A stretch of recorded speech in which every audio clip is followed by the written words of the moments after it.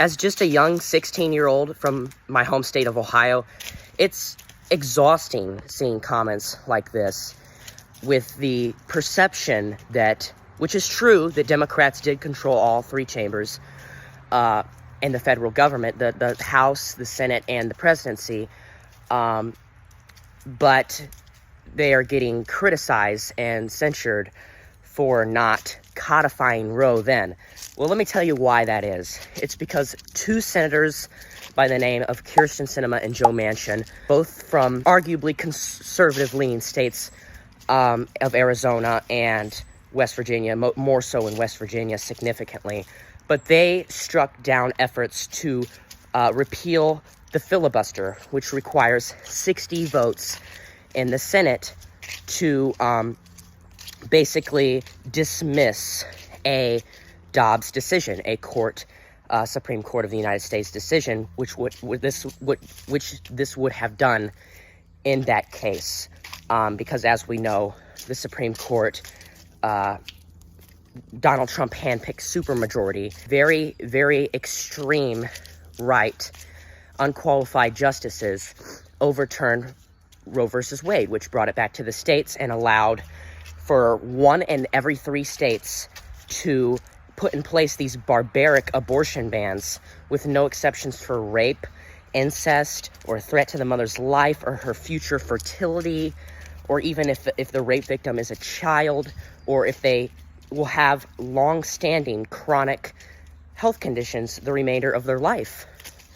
But we should be ashamed of Joe Manchin and Kyrsten Sinema because they are the ones that blocked the vote to repeal the filibuster, which would have dismissed the Dobbs decision and would have restored and codified Roe versus Wade back into law of the land like it has been for 50 years.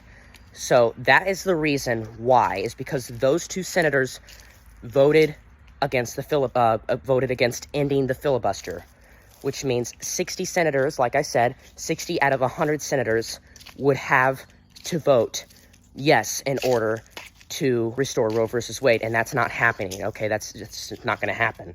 It's going to be blocked by Republicans every single time. It's simply unfeasible, but if the filibuster would have been ended, we could have had Roe versus Wade restored. But let's not push the blame onto somebody else.